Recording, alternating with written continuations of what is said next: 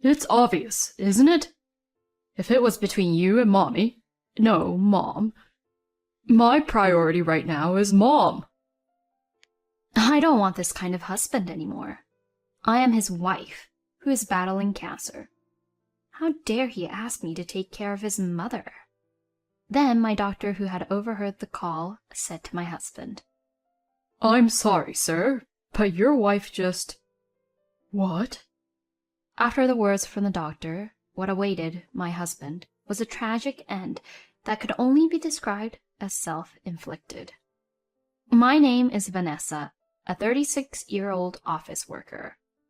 My family consists of 4 people: my husband, Alan, my first daughter, Eleanor, and my second daughter, Kathy. My daughters are 5 and 1 years old, respectively. Eleanor, the eldest daughter, has been a strong woman since she was a child.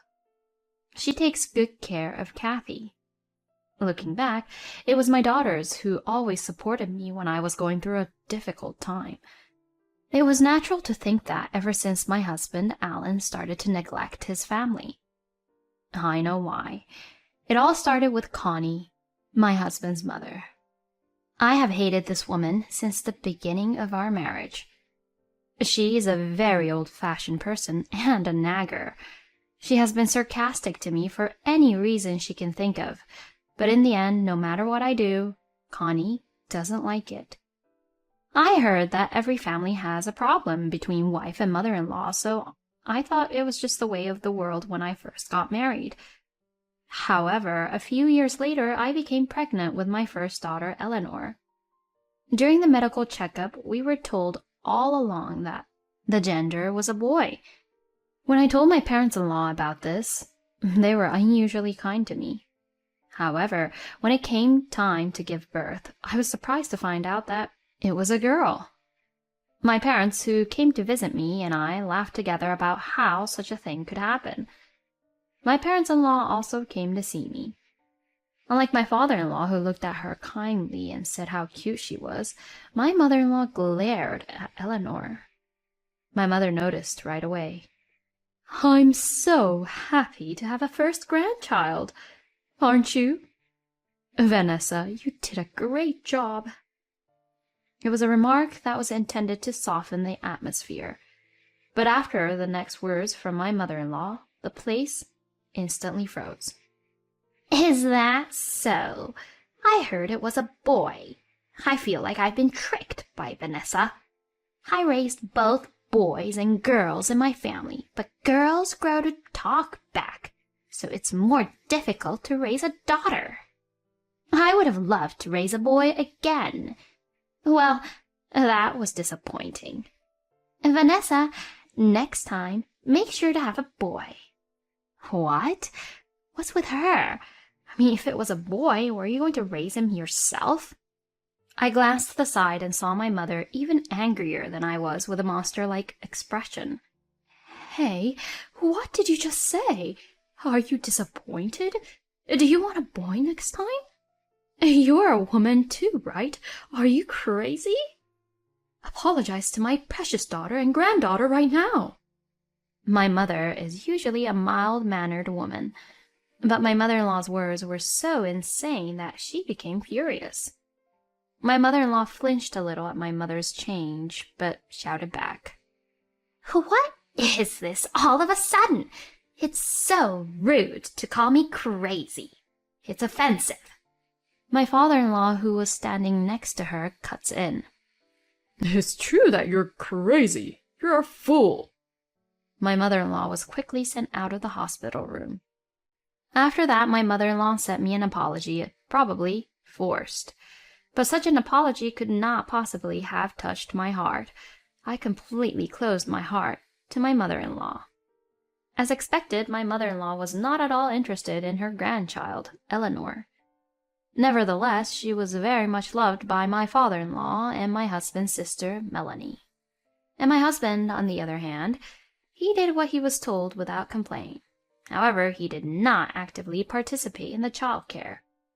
Better than doing nothing.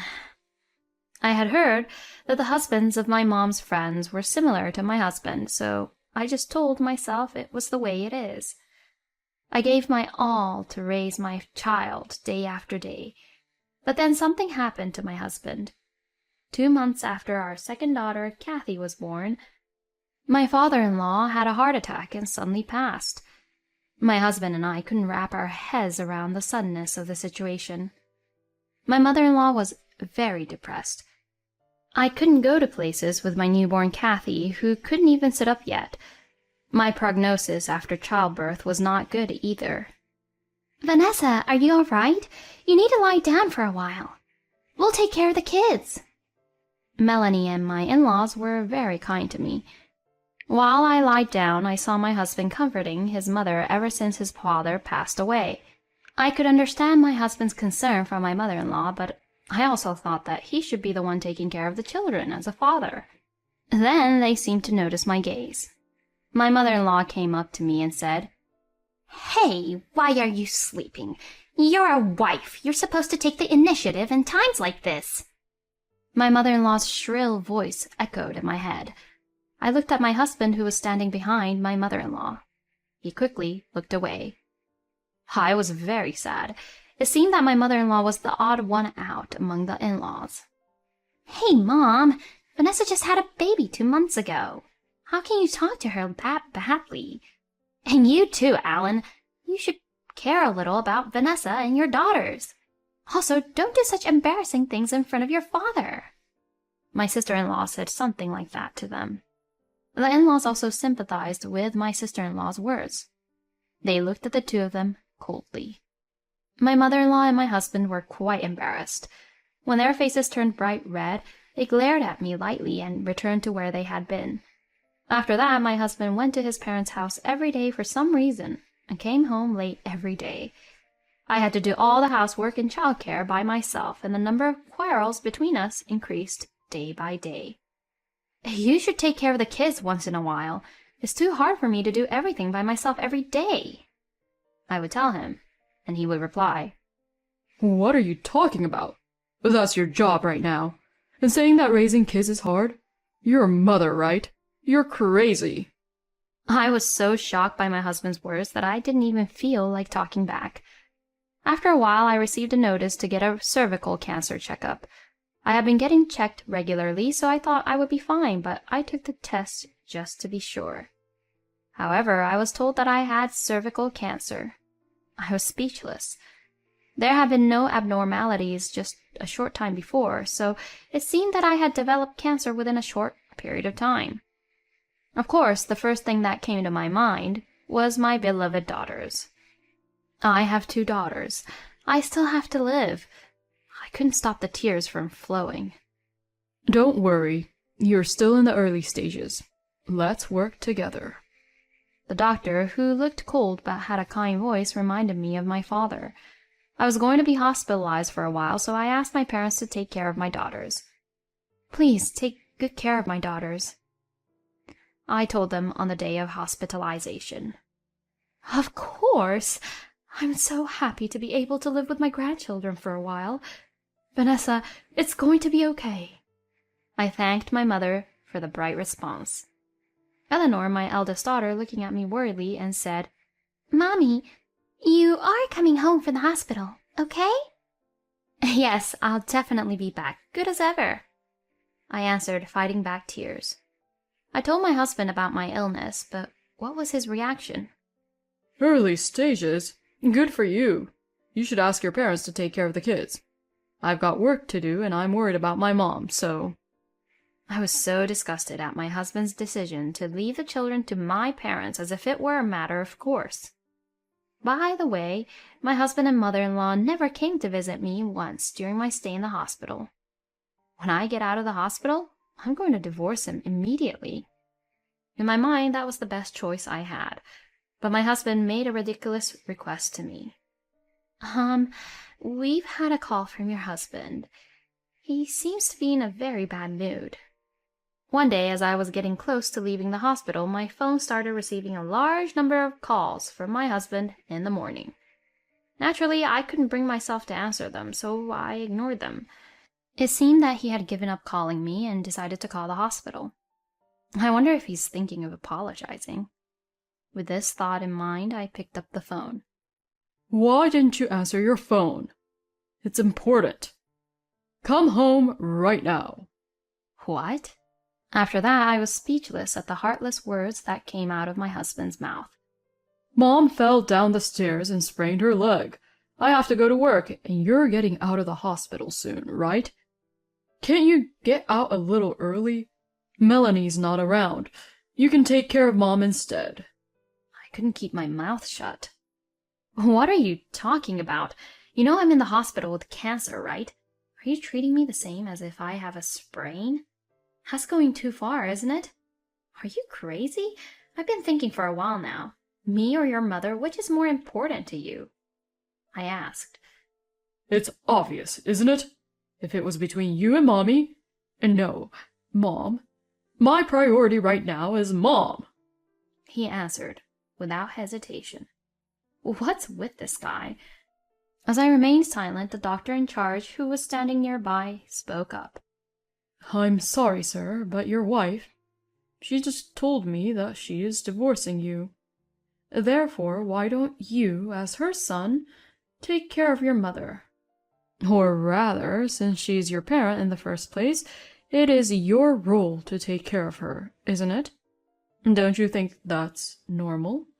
You're asking her to leave the hospital early.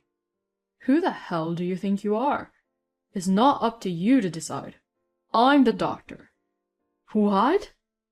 My husband was flustered on the phone because he was suddenly yelled at by a doctor he had never met. A few minutes before this happened, the doctor in charge had visited me in my hospital room. After I finished asking some question about how I was supposed to spend my time after leaving the hospital, he asked me, Is there anything else on your mind? Well, actually, my husband and I are thinking of getting a divorce. I'm worried about my children since my body is in such a state. But I guess you wouldn't be interested in any of this. I laughed weakly, and then a nurse came to visit me, holding the phone. I continued the doctor's words toward my husband. When I'm discharged from the hospital, I'm planning to talk about our divorce. I've wanted to talk for a long time, but I haven't been able to talk much lately because of someone who only sees his mommy. I dared to use the word mommy I had heard. I wondered how he would react, but it seemed that he realized that he could not win us just by him, so he hung up. That was anticlimactic, but I thanked the doctor for his help. He is an unbelievable man. You must have gone through a lot in your life with him. You have a bright future ahead of you. The doctor smiled at me, and I smiled back as I agreed. After being discharged from the hospital, of course, I did not return home, but went straight to my parents' house. My husband had never contacted me since that day. There was no reason for me to contact him. However, on the weekend, my husband suddenly visited my parents' house with an unwanted companion. Of course, it was my mother-in-law, who looked completely healed from her sprain. You say you're going to have a talk like you're the one in charge. You should be ashamed of yourself for involving your grandchildren and your parents in your selfishness. She raised her voice as she saw me. For my part, I think it's more embarrassing for you to just show up at someone's house and rant and rave in a loud voice. My mother, who said this without hesitation while snickering, was already ready to fight. Contrary to my mother, my father is calm. Well, look who's here. We can't all be standing in the doorway to talk. You should let them in, he said to my mother. I left my daughters with my mother, and I started. I will now begin our discussion. First, I will never give up custody of my daughters. Then, there is the matter of child support. As I proceeded with my story in a calm manner, my husband looked impatiently at me and said, Wait a minute.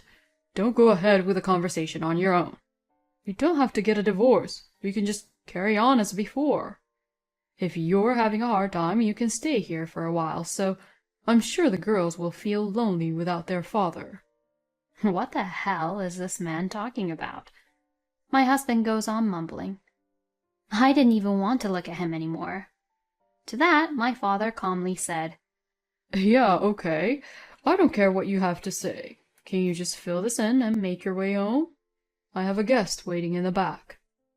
My father presented my husband with the divorce papers, my part already filled out. His calm face kind of scared me. Did you hear what Alan said? He's telling you he's not willing to get a divorce. Can't you even listen to others? This is why I hate insane people. My anger reached its peak at my mother-in-law's statement. What? Who are you to say that? Don't tell me you think you're a sensible person. Because that's impossible. You are like the definition of insane walking around with clothes on. For a second I thought I was going too far, but I did not regret that statement at all. My mother-in-law's face turned red and tried to use violence towards me when... You stupid mother and son over there! I heard an angry voice from the other room. The two of them widened their eyes in surprise at the appearance of this person. Melanie, why are you here? My sister-in-law glared at them. I heard Vanessa was out of the hospital, so I came to see her. I should have just cut you off at Dad's funeral. It's embarrassing to have such people as my family. I ask that you never get in touch with me as of today. To my sister-in-law, who said this coldly, You have always been like that.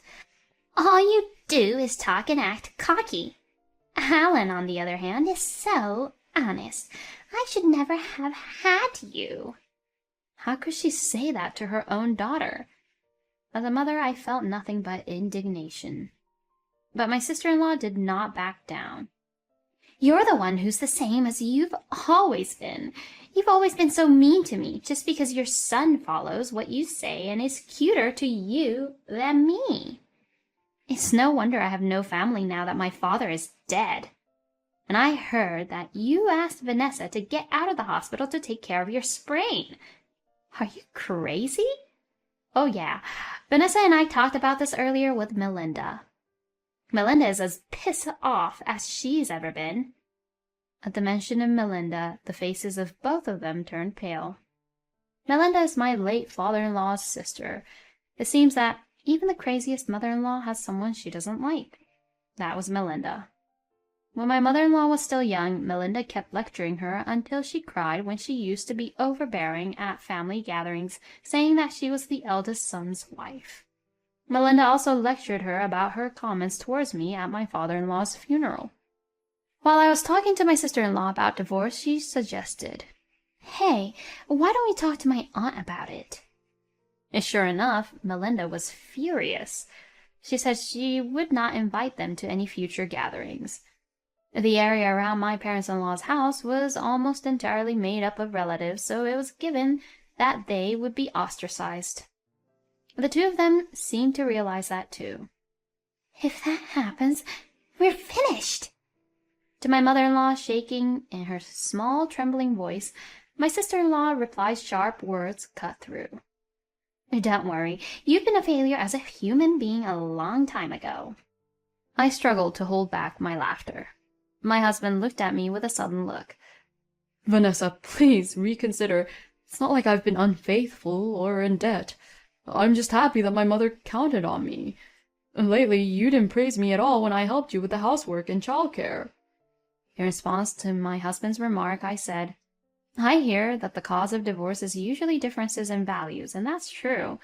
Who would want a father who only hangs out at his mother's place without taking care of his own children? I don't want that. And as long as you think that you are helping me with housework and childcare, I don't need you. The words were coming out of my mouth so smoothly. But Kathy is only 1 year old. My husband, who was still mumbling at this point, was cut off by my father. Hey, Alan, what do you think is the role of a father? My father asked as he looked at him straight in the eye. Well, money. As a father, I make money. Without delay, my father said, What? No, that's not it. That's your personal role, isn't it? And if it's about money, Vanessa has a job too, right? And on top of that, she's very busy with housework and childcare. What the hell are you doing as a father in that house?" "What?"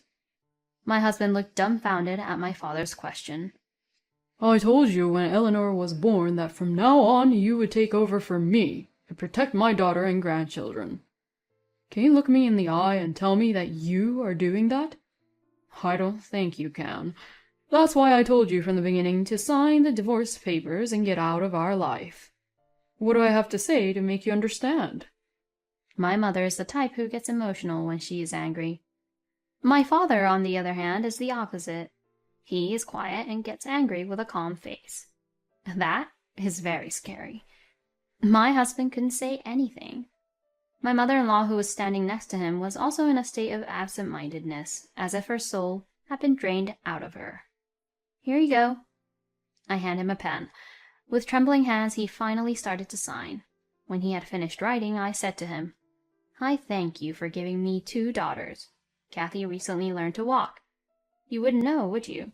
As a father, can you tell me what they like to play with or what foods they like to eat?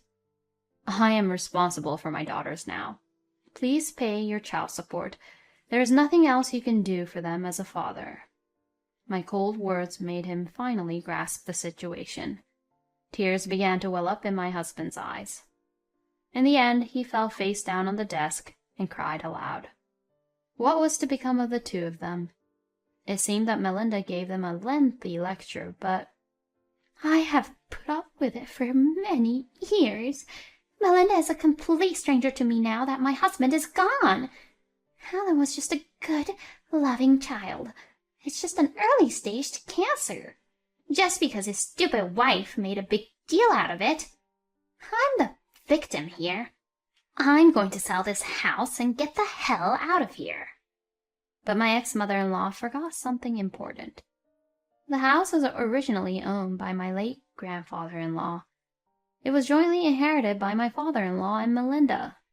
In other words, the house could not be sold without Melinda's permission. "Oh my, you're still here? And when are you leaving?"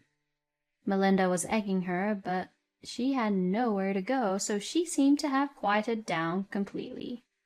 As for my ex-husband, he was working for a company owned by his family, but he had to be punished for his actions. He has changed from his desk-oriented job to a salesman, sweating profusely every day. He's not the type of person who is a hard worker, so his performance is always at the bottom of the list. His pride became shredded. He seems to be lying on a bed of nails because many of his co-workers are his relatives. But I think he deserves it, since it is the end result of his own actions. As expected, my ex-husband seems to have realized and moved away from his mother. However, my ex-husband has no one else to turn to but his mother, who seems to be contacting him every day.